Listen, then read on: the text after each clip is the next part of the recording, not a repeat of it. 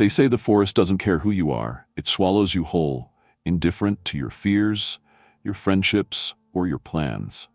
I didn't believe that at first, not until I found myself staring at a photograph that shouldn't exist, counting faces that didn't belong. 6 faces. 6 people. But there were only 5 of us, weren't there? If you've ever doubted the power of the unknown, let this story be your warning. Before we dive deeper into what happened that weekend, make sure to like, subscribe, and hit the notification bell to never miss a chilling tale like this. Trust me, you'll want to keep your lights on for this one. The drive to the campsite was supposed to be a welcome escape. After weeks of monotonous workdays and restless nights, I had been the first to suggest it. I needed air. Not just any air, the kind you can only find deep in the woods, where cell service drops off and the world stops caring about you. I'd been feeling stuck lately, like my life was an endless loop of work, eat, sleep, repeat. It's a dangerous thing, that kind of stagnation. It eats away at you quietly until one day you wake up and realize you don't even know who you are anymore. That's who I was when this trip started. A man on the verge of breaking free or breaking down. My name is Ethan, by the way. Late 20s, single, and not particularly remarkable in any way. I'm the guy you forget about in group photos, the one whose name you can't quite recall when you're recounting the night out. That's not self-pity, just honesty. I'd like to think I'm the glue that keeps things together. Reliable, maybe even a little boring, but dependable. When Ryan suggested I come along on this trip, I wasn't sure at first. He's the opposite of me in every way. Loud, charismatic, and the kind of guy who thrives in the spotlight. He and Mia, his girlfriend, had been planning this trip for weeks. Ryan's always been the leader of our group, the one who gets things done, while Mia plays the voice of reason. Then there's Josh, the comedian. Always cracking jokes, usually at someone else's expense, but never in a way that feels mean-spirited. Sophie is the quiet one, an artist with a penchant for weird, creepy facts about whatever town or forest we're passing through. And finally, Connor, the problem solver. The guy you call when you need a flat tire changed or a shelf put together. We piled into 2 cars and made the 3-hour drive to Pine Hollow National Forest. A stretch of wilderness so dense and remote, it felt like stepping into another world. The closer we got, the more the trees seemed to close in, their branches tangling together overhead like skeletal fingers. By the time we reached the gravel road leading to the campsite, the sun was already dipping low, the tree casting long shadows that danced and flickered like they were alive. "Almost there," Ryan announced from the driver's seat, his voice cutting through the hum of the car engine. "You guys ready for a weekend of no Wi-Fi and questionable survival skills?" Josh groaned dramatically. "No Wi-Fi? How am I supposed to upload my nature selfies?" "You'll survive," Mia said, rolling her eyes. Barely. I glanced out the window, watching the forest blur past. There was something about it that unsettled me, though I couldn't put my finger on why. It wasn't the trees or the darkness creeping in. It was the silence. Even with the car engine rumbling and Josh cracking jokes, the forest felt oppressively quiet, as if it were holding its breath. When we finally arrived, the campsite was just as Ryan had described. A clearing surrounded by towering pines, with a small fire pit in the center and a narrow dirt trail leading down to a creek. It was picturesque, the kind of place you see on postcards and think, yeah, I could live there. But in person, it felt different, smaller, more enclosed. We unpacked quickly, setting up 2 tents, one for the guys, one for the girls, and gathering firewood before the sun disappeared completely. By the time the fire was crackling and the first beers were cracked open, the tension I'd felt on the drive started to ease. "This is perfect," Ryan said, raising his can in a toast, "to a weekend away from civilization." "To getting eaten by bears," Josh added, grinning. "Don't even joke about that," Sophie muttered, pulling her jacket tighter around her. She had a way of saying things that made you listen, even when she wasn't trying to. Maybe it was her voice, soft, measured, with just a hint of something darker underneath. As the night went on, the conversation turned to ghost stories. It always did with this group. Ryan loved to tell them, and Sophie loved to add her own creepy facts, like how more people go missing in national parks than anywhere else in the country. "Do you know why?" she asked, her voice low and serious. "Because they don't find bodies. People just disappear. Mia groaned. Sophie, can we not? Some of us actually want to sleep tonight. I'm just saying, Sophie replied with a shrug. All right, new rule, Ryan said, holding up his hand. No more ghost stories. We're here to relax, not scare ourselves stupid. That's when Josh decided we should play a game. It was stupid, like most of his ideas, but we went along with it because that's what you do when you're sitting around a campfire in the middle of nowhere. The game was simple. Count the group out loud as fast as you can. Ryan started. 1, 2, 3, 4, 5. He paused, frowning. 6? Nice try, Mia said, rolling her eyes. I'm serious, Ryan replied. I counted 6. Look, I'll do it again. He pointed at each of us in turn, his finger lingering a fraction of a second longer on the space between Sophie and me. 1, 2, 3, 4, 5, 6. What the hell? Okay, now you're just trying to freak us out, Mia said, though her voice lacked conviction. Josh laughed nervously. Classic Ryan. Always the showman. But Ryan wasn't laughing. Neither was Sophie. It's just a game, I said, trying to sound more confident than I felt. You probably just miscounted. It's dark, and we've been drinking. Ryan nodded slowly, but the unease lingered, spreading through the group like smoke. As the fire burned lower and the night grew colder, we eventually retreated to our tents, brushing off the strange moment as nothing more than a trick of the light or too many beers. But as I lay there, staring up at the shadowy outlines of the tent's ceiling, I couldn't shake the feeling that we weren't as alone as we thought. It wasn't just the miscounting, it was the forest itself. The way it seemed to press in around us, watching, waiting. For what, I didn't know. But I was sure of one thing. Whatever was out there, it didn't care about our jokes or our plans. It was patient, and it wasn't going anywhere. Morning broke with the kind of quiet only the forest can hold. There were no alarms, no blaring horns, no city chaos, just the soft rustling of leaves and the occasional bird call. If I hadn't been so on edge, I might have called it peaceful. Instead, I felt trapped. Like the stillness wasn't natural but enforced, like the woods were daring us to disrupt them. The others were slow to wake, groggy from a late night and too many drinks around the fire. Ryan was the first up, unzipping the tent with a groan. All right, campers, he said, stretching his arms over his head. Rise and shine. The wilderness waits for no one. 5 more minutes, Josh mumbled from inside the tent. You've been asleep for 8 hours, Mia shot back from her tent.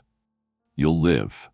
I climbed out of my sleeping bag and stepped into the crisp morning air, shivering as the cold bit through my hoodie. The fire pit was just ashes now, the charred remains of last night's kindling scattered across the clearing. Ryan was already fussing with his camping stove, muttering about coffee. Everything okay? I asked him. Yeah, he said, though his tone was clipped. I don't know. I feel weird. Same, I admitted, glancing toward the tree line. The woods looked different in the daylight, less menacing, but no less alien. As the others slowly joined us, the atmosphere remained tense. Mia was the first to bring it up. So, are we just going to ignore the fact that Ryan can't count? She said, hands on her hips. It was a joke, Ryan said, though even he didn't sound convinced. It wasn't funny, Sophie murmured, staring into the fire pit. Look, it was dark, Ryan said, his voice rising defensively. Maybe I did miscount, or maybe one of you decided to mess with me. Right, because we're the ones making this trip weird, Josh said, rolling his eyes. I'm serious, Sophie said, her voice sharper now. There was something off last night, I could feel it. Here we go, Mia muttered. You didn't see it, Sophie continued, ignoring her. But there was something standing near the trees, watching us. That shut everyone up. What are you talking about? I asked. I saw it, she said, her eyes locked on mine. Right before we went to bed, I thought it was just a shadow, but now I'm not so sure. Okay, let's all take a deep breath, Ryan said, raising his hands. There's no reason to freak out. We're in the middle of the woods. Of course, there are shadows and animals and weird noises. That's what nature does. Sophie didn't respond. She just stared at the trees, her face pale and drawn. The morning passed uneventfully, though the tension never fully lifted. We split into pairs to explore the area. Ryan and Mia went down to the creek, while Josh and I stayed behind to tidy up the campsite. Sophie, true to form, wandered off on her own, sketchbook in hand. Josh tried to lighten the mood with his usual humor, but even he seemed off. His jokes landed flat, and he kept glancing over his shoulder like he expected someone, or something to be there. "You think she's serious?" he asked me at one point, his voice low. "Sophie?" I shrugged. "I don't know. She's always been sensitive." "Sensitive's one word for it," he muttered. We fell into silence after that, the only sound the rhythmic crunch of leaves underfoot as we cleared a patch of brush near the fire pit. It wasn't until later, when we all reconvened for lunch, that the unease turned into something worse. It started small. Ryan was the first to notice it. He'd gone to grab his jacket from his tent and found it draped over a tree branch at the edge of the clearing. "Very funny," he said, holding it up like a trophy. "What are you talking about?" Mia asked. "My jacket," he said, tossing it to the ground. "Whoever decided to leave it out there, good one." No one laughed. "Ryan, we've all been here," I said. "No one touched your jacket." "Then how do you explain that?" he snapped. No one had an answer. Later that afternoon, Mia found footprints near the creek. At first, we thought they were Ryan's. He'd been the last one down there. But they were too small. "Maybe they're Sophie's," Mia said, though she didn't sound convinced. "I didn't go that far," Sophie replied, her voice barely above a whisper. "Then whose are they?" No one had an answer for that either. By the time the sun began to set, the atmosphere had shifted from tense to outright hostile. Ryan and Mia were snapping at each other over nothing. Josh was unusually quiet, and Sophie kept staring into the woods like she expected something to leap out at us. It didn't help that the strange occurrences were piling up. My phone, fully charged that morning, was now dead. The map Ryan had been using to navigate was missing, only to reappear later folded neatly on his sleeping bag. And then there were the whispers. Soft, indistinct, and just barely audible over the crackle of the fire. At first, I thought I was imagining them, but when I looked up, I saw Sophie staring at me, her eyes wide and terrified. "You hear them too," she said. It wasn't a question. We decided to stay up late that night, unwilling to retreat to our tents. The fire burned low, casting long shadows that danced and flickered like they were alive. "All right, let's get this over with," Josh said, forcing a grin. "We're all a little on edge, so let's just count, okay? Put this whole sixth-person thing to bed." "No," Sophie said sharply. "Oh, come on." I said no, she snapped. Josh held up his hands in surrender. "Fine, whatever. But if one of you starts floating or speaking in tongues, I'm out of here." Ryan snorted, but the sound lacked humor. Around midnight, Sophie stood up abruptly. "I'm going to bed," she announced. "Good idea," Mia said, yawning. "We should all get some sleep." I wasn't so sure, but I didn't argue. I don't know what woke me up. One minute I was asleep, and the next I was wide awake, my heart pounding in my chest. The tent was dark and silent, but something felt wrong. I glanced at Josh, who was snoring softly beside me, then at the empty space where Ryan's sleeping bag should have been. He wasn't there. I found him standing by the fire pit, staring into the flames. "Ryan?" He didn't respond. "Ryan, what are you doing?" Slowly he turned to face me. His eyes were wide and glassy, and his face was pale in the firelight. "There's someone out there," he said, his voice barely above a whisper. "What are you talking about?" "I saw them," he said, standing at the edge of the trees, watching us. My blood turned to ice. "You're sure?" He nodded slowly. I counted. For the rest of the night we didn't sleep. We sat by the fire, our backs to each other, listening to the forest and waiting for the sun to rise. When it finally did, it brought no relief. The woods felt smaller, more oppressive, like the trees had closed in overnight. But the worst part? When we counted ourselves again that morning, there were 6 of us. The forest didn't greet the morning with its usual serene charm. Instead, there was a heavy stillness, as though the very trees were holding their breath. None of us said a word as we counted ourselves again, one by one. 1, 2, 3, 4, 5, 6. We stopped counting. 6 people were standing in the clearing. But the problem, the undeniable truth that clawed at the back of my mind, was that there were only 5 of us. Ryan dropped the stick he'd been using to point, his knuckles white as his hand trembled. This isn't funny anymore." "It's not a joke," Sophie whispered, her voice shaking. "We're all seeing it, right? We're all seeing 6 people." She was right. Whoever, or whatever, the 6th figure was, it wasn't just a trick of the light or someone's imagination. It was there, blending seamlessly among us, wearing the face of someone we thought we knew. "I'm going to lose it," Josh said, pacing back and forth. "This doesn't make any sense. One of us has to be messing with the others, right? Tell me I'm right. Josh, calm down, Mia snapped. No, he barked, spinning to face her. I won't calm down, because if none of you are messing with us, then what the hell is standing over there? He pointed, his hand trembling. We turned, following his gaze. Near the edge of the clearing, a figure stood among the shadows. It was like looking into a warped mirror. The sixth person had no defining features, no quirks or movements that gave them away. They moved just like one of us, breathed just like one of us. And when I stared long enough, I swore I could feel it staring back. Who is it? Mia asked, her voice barely above a whisper. No one, Sophie said, clutching her arms. That's the point. It's nothing. It's no one. But it's here. What does that even mean? Ryan demanded. I don't know, she snapped. But I know it's not one of us. We couldn't just sit around anymore. Something had to be done. Ryan took charge, trying to pull the group together despite the panic that threatened to tear us apart. All right, everyone, he said, his voice steady but forced. Let's regroup. Take a deep breath. We're going to figure this out. How? Mia asked, her tone edged with hysteria. What are we supposed to do? Just ask it to leave? No, Ryan said. We're going to figure out who it is. That idea hit us like a slap in the face. The thought that one of us might not really be us was enough to make my stomach churn. We gathered in a tight circle, our backs to each other. It felt safer that way, as though we could block the thing out if we just stayed close enough. Ryan started asking questions, trying to confirm details only the real people in the group would know. What's my middle name? He asked me. David, I replied immediately. He nodded and moved on.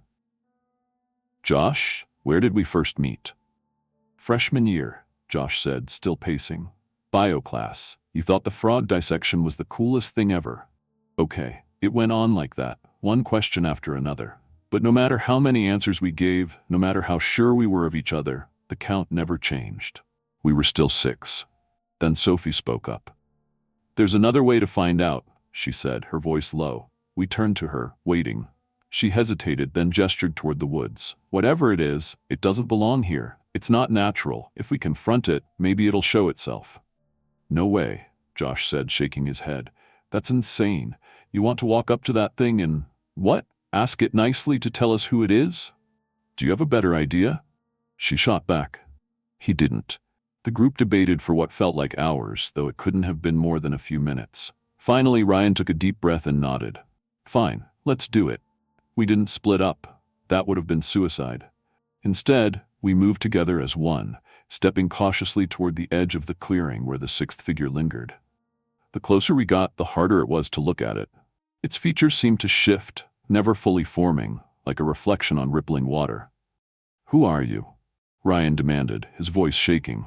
The figure didn't answer. Answer me, he shouted, stepping forward. It tilted its head, almost as if mocking him. Then, without warning, it moved. One moment it was standing still, and the next it was among us, weaving through the group like smoke. We screamed, stumbling over each other as we tried to keep track of it, but it was impossible. Where is it? Mia cried, clutching my arm.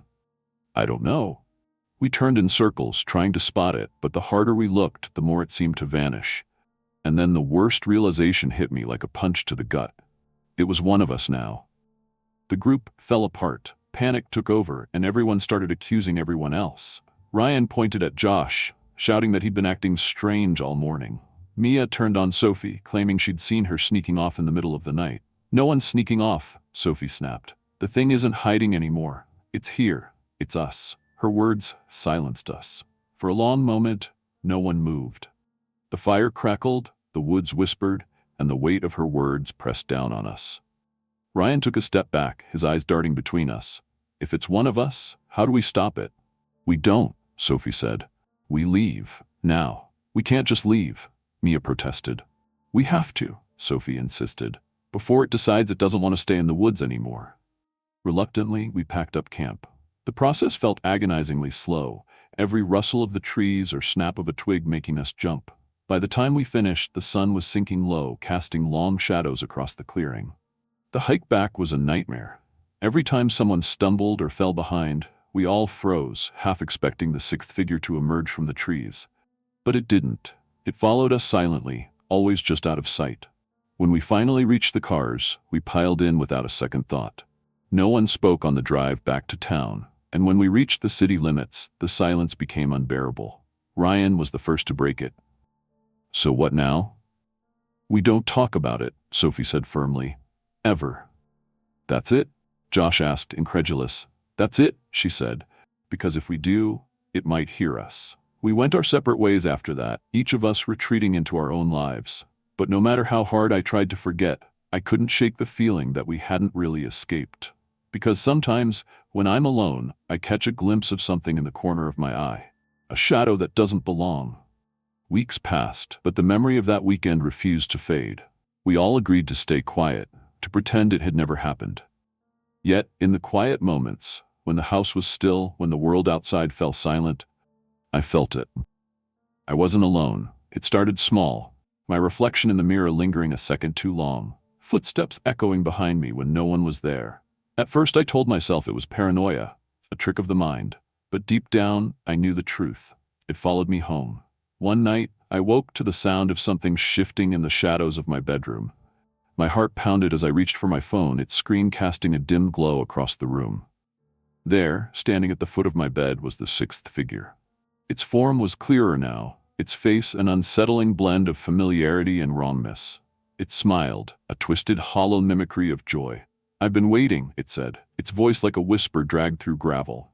I froze, unable to speak, unable to move. It stepped closer, leaning down until its face was inches from mine. "You thought you could leave me behind?" "No," I choked out.